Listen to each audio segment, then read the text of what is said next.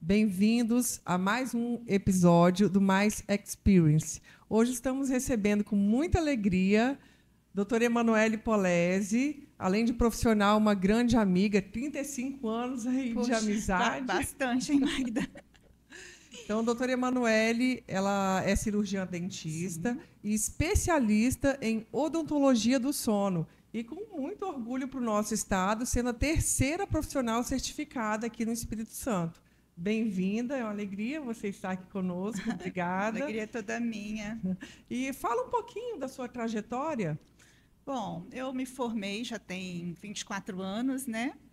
E a minha trajetória, eu fiz uma primeira especialização em prótese estética e fui para a área da dor e da DTM. Que são as disfunções articulares. Como a dor é uma linha de mão dupla para o sono, então eu me capacitei em sono e me certifiquei em odontologia do sono, que é uma área assim, muito importante na equipe multidisciplinar, no tratamento do sono, que é fundamental para uma boa qualidade de vida, né? Então, quem não dorme bem não tem uma boa qualidade de vida. E é muito importante, né, do bem-estar para o bem-estar geral, né? Então, é uma área que eu sou apaixonada por estudar e estamos seguindo aí o caminho, esse caminho aí, essa trajetória. Doutora Emanuele, bom dia. Bom dia. Você falou de sono, né? Quando você fala de sono, me lembra da disposição que você tem ao acordar quando você dormiu bem. Sim. Né? Acho que o sono faz toda a diferença, né? Muita diferença. E aí eu vou te fazer uma pergunta aqui, né? Bem simples. Que às vezes a pessoa fala assim, dormi bem, ronquei até. Como que essa relação, ou existe alguma relação entre sono e ronco? O ronco é alguma característica de dormir bem ou totalmente ao contrário? É uma dúvida. Roncar não é normal. Roncar é sinal de que está tendo alguma dificuldade na passagem de ar. Essa dificuldade de passagem de ar pode levar a uma dessaturação e uma deficiência de oxigenação sanguínea.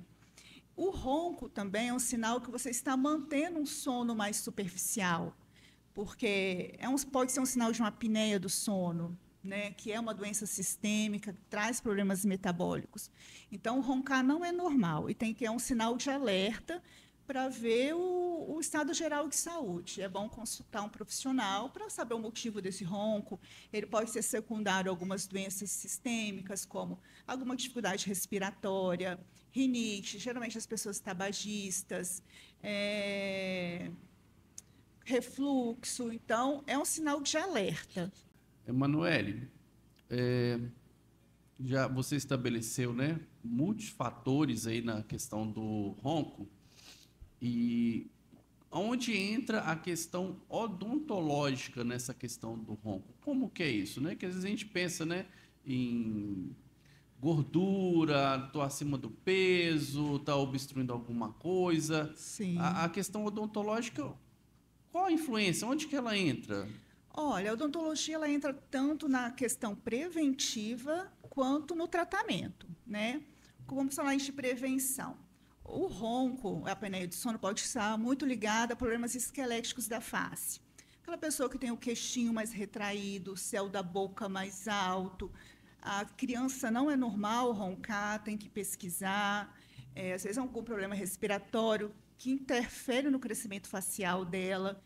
Então, assim, ela entra tanto na parte preventiva como no tratamento na equipe multidisciplinar.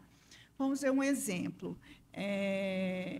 A gente confecciona os aparelhos intraorais, que hoje em dia já é validado, muito pesquisado.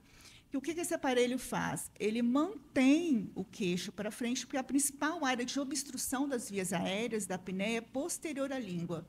Quando a gente dorme, tem um relaxamento muscular, e essa língua posterioriza e fecha essa passagem de ar. Existe tanto o tratamento cirúrgico também dessas apneias, quando as pessoas têm tanto deficiência anteroposterior quanto lateral da face, para abrir essa passagem aérea. E esse aparelho, ele mantém a língua ali na frente. Então, quando o paciente dorme, ele evita que essa língua se posteriorize e tenha mais eventos obstrutivos, que é, hoje em dia, muito pesquisado, a incidência muito grande, já é comprovado que de 30% a 40% das pessoas na idade média, né, no adulto da idade média, ele tem apneia. Isso quer dizer que de 3 pessoas, uma tem esse evento, e ela é evolutiva. Ela pode vir de leve, moderada a grave, porque tem várias causas que podem estar levando. Idade, perda de tônus muscular, a mulher depois da menopausa. Então, assim, e é uma doença sistêmica, tanto na cognição. Um fator muito interessante, as pessoas que têm privação de sono, por exemplo, têm bruxismo, apneia, ronco é um sintoma, ele se mantém no sono superficial.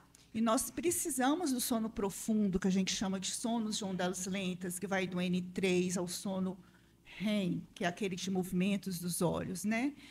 Então, para quê? É nessa fase que tem toda a parte de lavagem cerebral, o sistema linfático, que todo mundo hoje está estudando, né?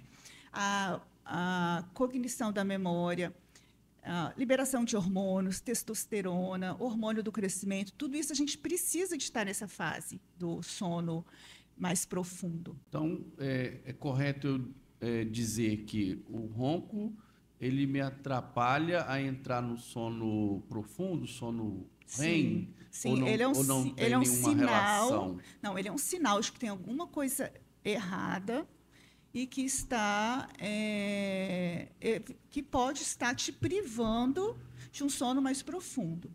Emanuele, qual o período ideal ou considerado normal para a gente entrar no sono profundo? Olha, o nosso sono ele é dividido em ciclos, tá? Então, a gente faz vários ciclos à noite. A gente inicia com a vigília, quando a gente vai para a cama, entra na fase do sono REM, do sono não REM, e depois vai para o sono REM.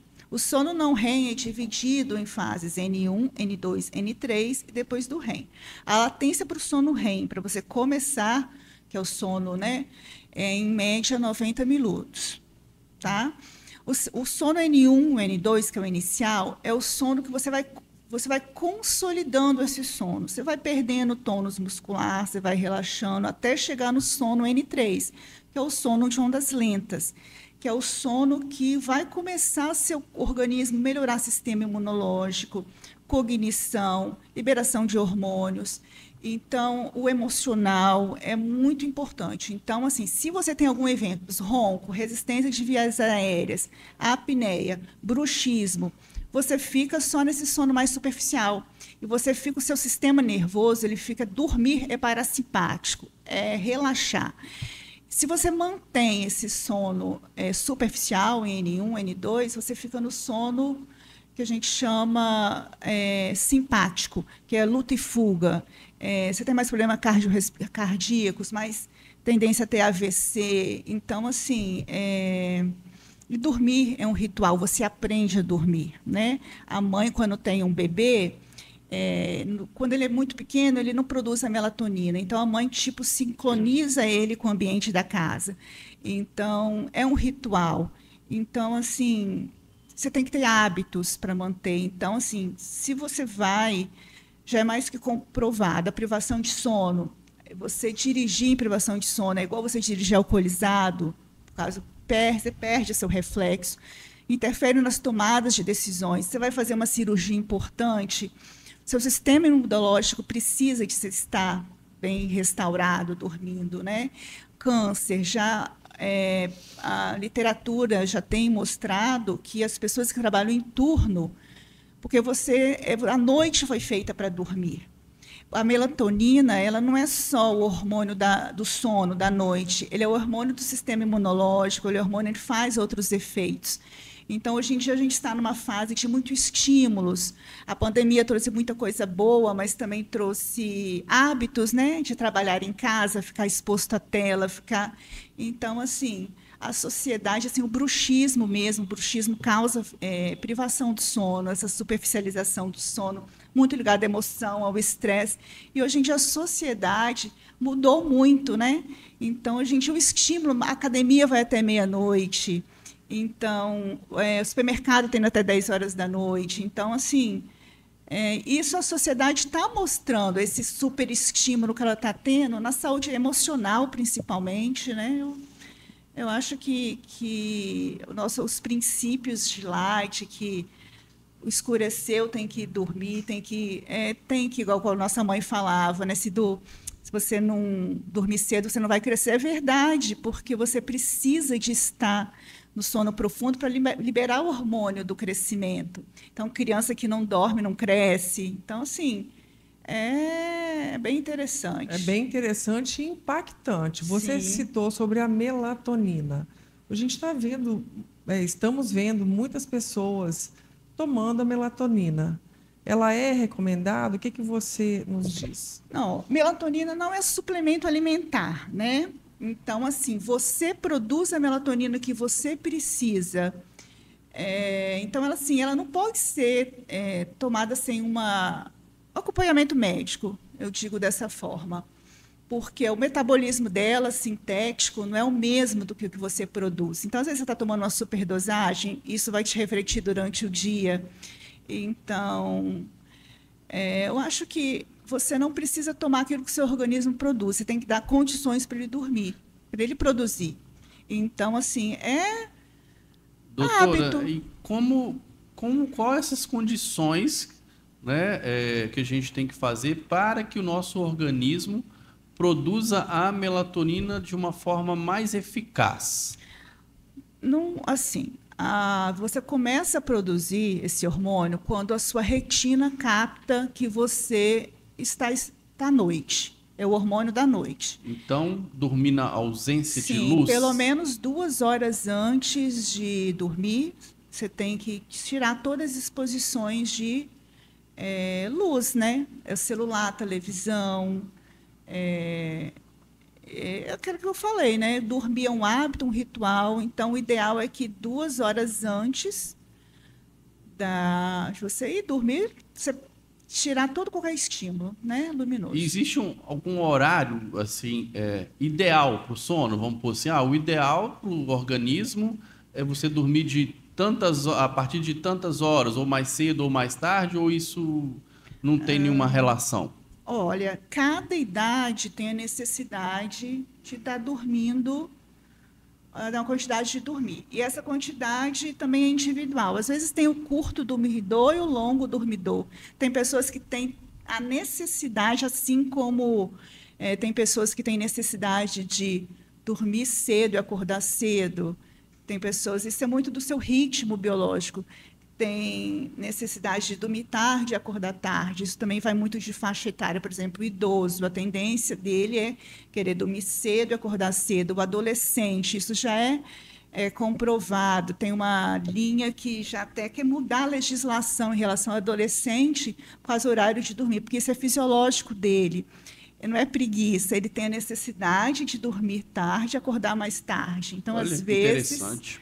esse horário de 7 horas da manhã não condiz com o fisiológico dele. Então, o sono é muito individualizado. Tem pessoas que têm... É muito pelo seu clínico. Tem pessoas que dormem 8, 9 horas e são pessoas extremamente cansadas. São pessoas porque não está no ritmo biológico dele, às vezes, não está no ciclo dele. E tem pessoas que dormem 5 horas e são super bem dispostas, porque aqueles 5 horas é suficiente, entendeu? Então, assim, não existe regra, existe, assim, perfil, e você tem que se adaptar e se descobrir ali. Deixa eu só, para a gente entender melhor, você falou que já estão estudando em mudar a legislação. Sim, Explica um pouquinho mais. A legislação em relação a quê? A avanço de fase e atraso de fase. O avanço de fase é o seguinte: dormir mais tarde. Na adolescência, existe um avanço de fase no sono. Ele é fisiológico. Eles começam a liberar a melatonina em horários diferentes. Então, ele começa a ter necessidade de dormir mais tarde, e nisso ele acorda mais tarde. Aí você pega um adolescente que tinha que, no mínimo, estar acordando umas 8 horas, e 7 horas da manhã você quer colocar ele na escola, o organismo dele não acordou ainda. Então, existe uma linha de pesquisa que está tentando mudar, né, na legislação, nesses hábitos, de os adolescentes entrarem mais tarde na escola. Existem algumas escolas que já fazem isso, né? A criança entra 8, 9 horas. Então, assim, porque é fisiológico do adolescente. E se ele não estiver descansado, dormindo, já é comprovado. Ele não se concentra, ele tem dificuldade de fixar a memória, porque a consolidação da memória acontece no sono REM, que é o sono, né, profundo. Então, assim, Uma coisa que a sociedade tem que se adaptar, né? Uma coisa que às vezes parece tão simples, né, para muitos, né, que é o sono, né? E tem que mas lembrar que tem também, um impacto, gente, então, que gigantesco, né? que a sociedade mudou, né? Antes, assim, você não via, você dava a noite e ia todo mundo para a cama. Eu lembro quando minha mãe, novela das 9 era um luxo lá em casa. Nós éramos em 3 irmãs, né, Magda? Então, dava em 9 horas, desligava a televisão, tinha que todo mundo ir para a cama, né? Então, hoje em dia, não. Hoje em dia, você vê os pais levam o trabalho para casa, às vezes fica trabalhando à noite, a criança fica lá no computador, no celular. Aí, hoje em dia, assim, TDAH. Às vezes, a criança não tem nem TDAH, ela tem super estímulo à tela, porque criança que não dorme é mais agitada, igual assim... Quem é mãe sabe, a criança, quando está com sono, faz pirraça. Então, você pega uma criança, ela não dorme direito, no outro dia, ela vai estar agitada, cansada, irritada. Então, assim... Mas olha que interessante. Vamos falar, então, já que estamos falando aqui de criança, horário de escola. Porque cada um é de uma forma, né? Então, é importante os pais estarem atentos ao ritmo da criança, porque tem criança que já acorda no pique total. Sim. Por exemplo, a minha filha não, ela é um processo para acordar, então eu não coloco ela para estudar de manhã. Sim, não, isso é muito interessante, sim, porque tem pessoas que são vespertinas e matutinas. Tem pessoas que funcionam de manhã e tem pessoas que funcionam à tarde, entendeu? Então, assim, esse é o perfil mesmo. Isso é fisiológico, isso é ciência. Então, assim, se você pega uma criança que você conhece, né, sua filha, você vê que de manhã ela é sonolenta, você tem dificuldade dela acordar, mesmo ela dormindo cedo, de manhã ela também vai estar, né, desse jeito, então ela não vai render de manhã, entendeu? Então, assim, existe o perfil vespertino e o perfil matutino. É uma questão da gente observar, né? Observar o nosso próprio organismo, né? Nossa própria necessidade de dormir e principalmente de quem está junto com a gente, né? Entender isso daí, né? Compreender que com certeza, por exemplo, eu mesmo sou da manhã, eu rendo muito na parte da manhã. Eu já tem acordo... pessoas que 5 horas da manhã estão na academia. Isso. Eu 5 horas da manhã... 5 horas da manhã acho que eu não no consigo estar na academia, não. Mas sou predominantemente da manhã e mais tarde eu vou diminuindo, né? Então eu já adapto algumas coisas que eu tenho que fazer pela manhã e outras à tarde, né? Imagina para uma criança. Uma criança ela não tem essa visão, né? Ela não consegue. Então a importância de nós como pais, né? Tá observando isso, né? Até para estar encaminhando. Isso, sim.